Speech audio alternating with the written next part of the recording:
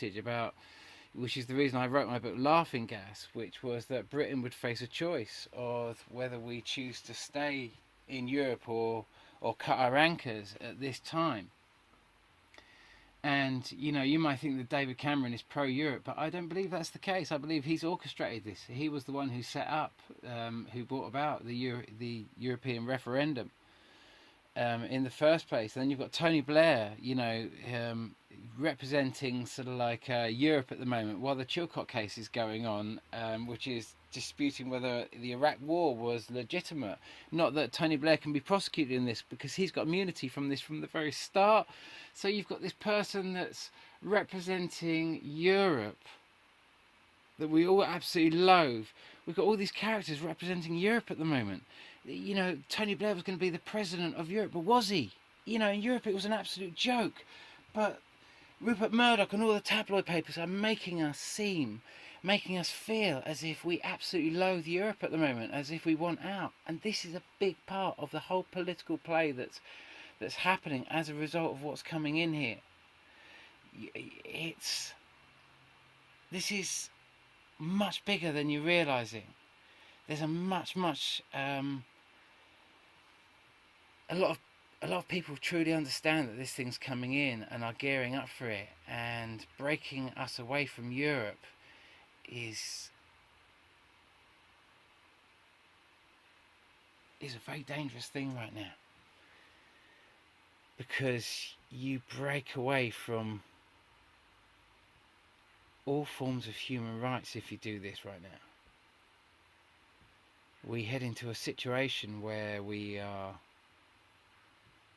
really are on our own, and we know that it's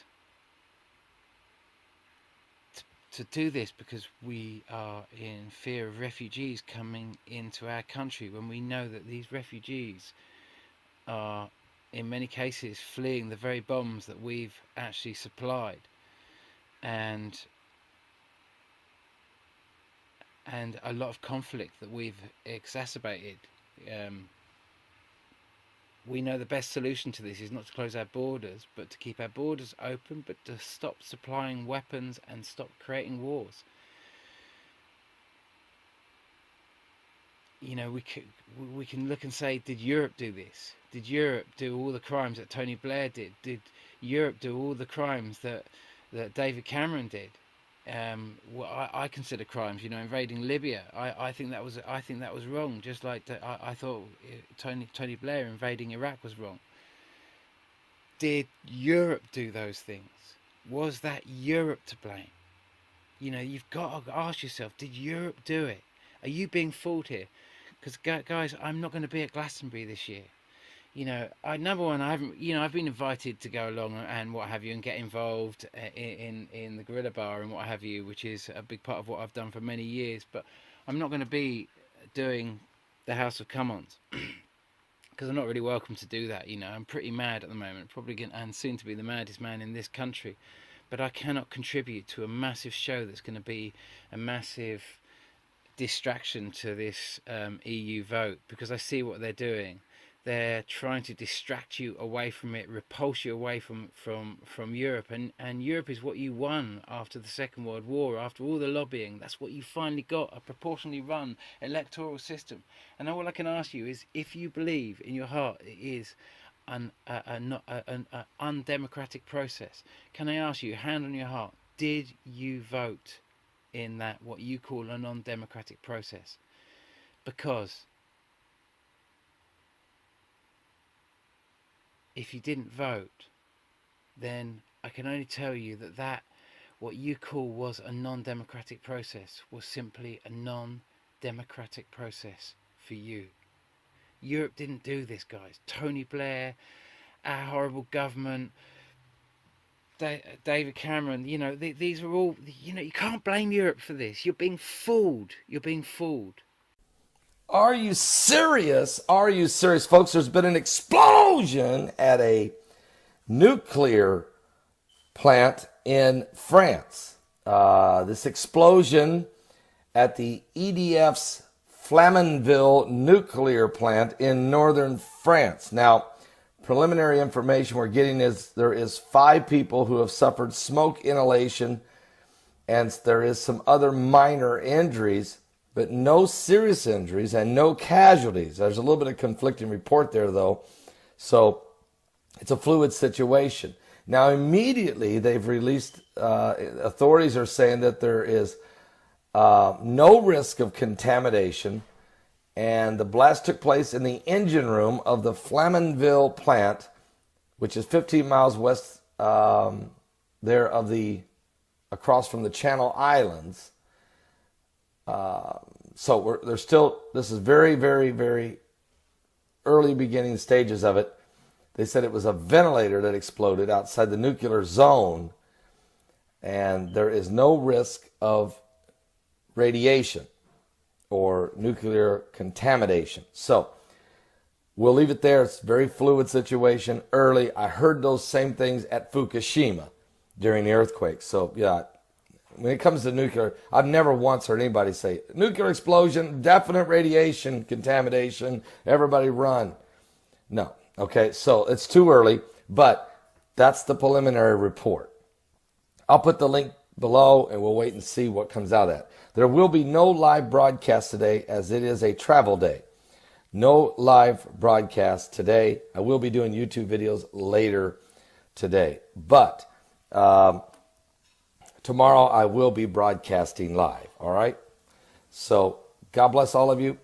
And keep watching. We got some YouTube videos. I got another YouTube video I'm going to do right now about an article that was written in Breaking Israeli News that has to do with the moving of the Washington Embassy and the rebuilding of the Third Temple. I'm in the article. I was interviewed yesterday. So are 2 other Christians, and I think also a rabbi. It's all tying in together. It's a pretty powerful article. Check it out. I'll do a video on it in just a moment. Give your life to Jesus Christ. We're in the last days. Pray for France.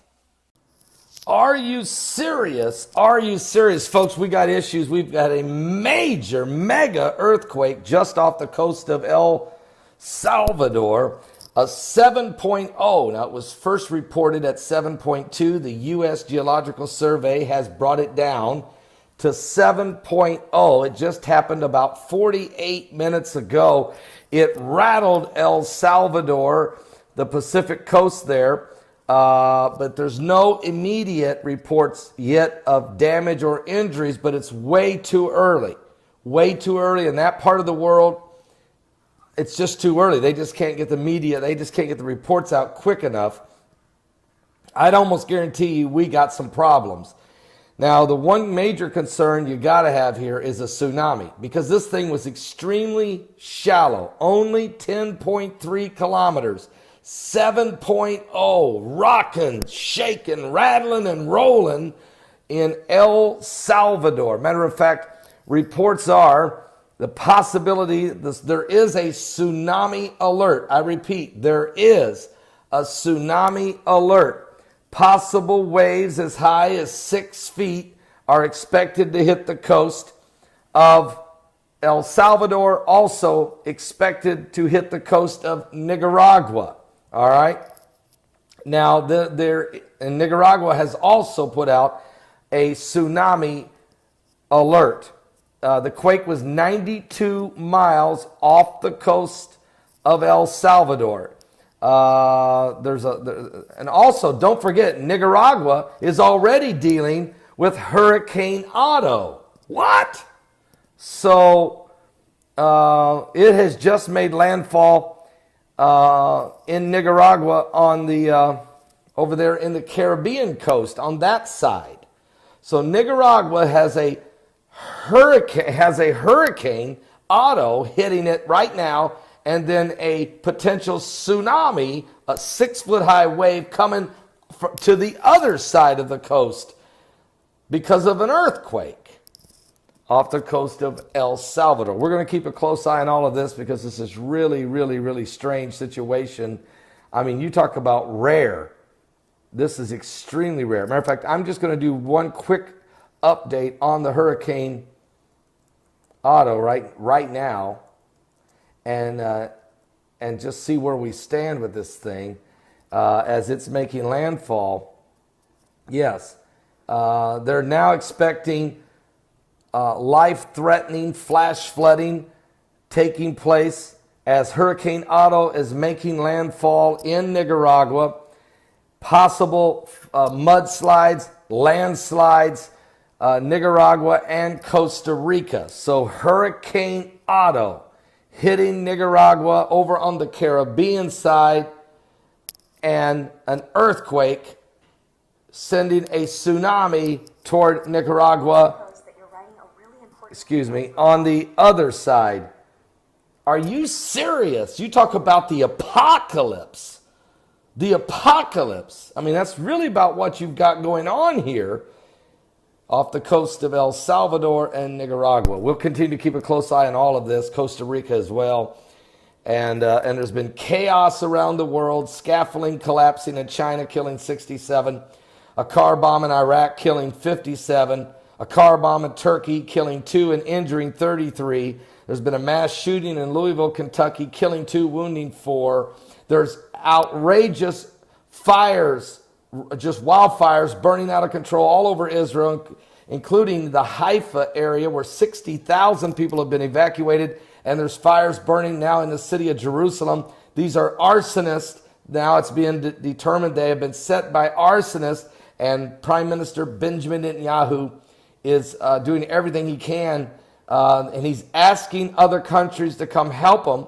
The Russians have arrived. Croatia is helping. Cyprus is helping. We still have heard no word yet from President Obama and the United States. But that's where we're at right now. Pray for Israel. And boy, this is crazy what's going on right now. I'll be back with more current world events and how they relate to Bible prophecy. You say, well, Pastor, there's nothing in here about this in the Bible. Well, apparently you haven't read the signs of the end times, because in Matthew 24, the Bible says there'll be false Christs and false prophets shall rise, and they shall deceive many. You shall hear of wars and rumors of wars. See that you be not troubled. For all these things must come to pass. The end is not yet. For nation shall rise against nation, and kingdom against kingdom. There'll be famines, pestilence, earthquakes in divers places. Now here's what it also says. These are beginning sorrows. That's Matthew 24. But if you run over to Luke 21, it says there'll be signs in the sun, the moon, and the stars. Distress of nations with perplexity. Well, that's a lot of car bombs and wars. There'll be commotions. There'll be signs in the sun, the moon, stars, and distress of nations with perplexity. The sea and the waves roaring. All right. Men's hearts have failed them for fear, for looking after those things coming upon the earth, for the powers of heaven shall be shaken. Then shall they see the Son of Man coming in a cloud with power and great glory. When you begin to see these things come to pass, folks, he says, look up, lift up your head, for your redemption is drawing nigh.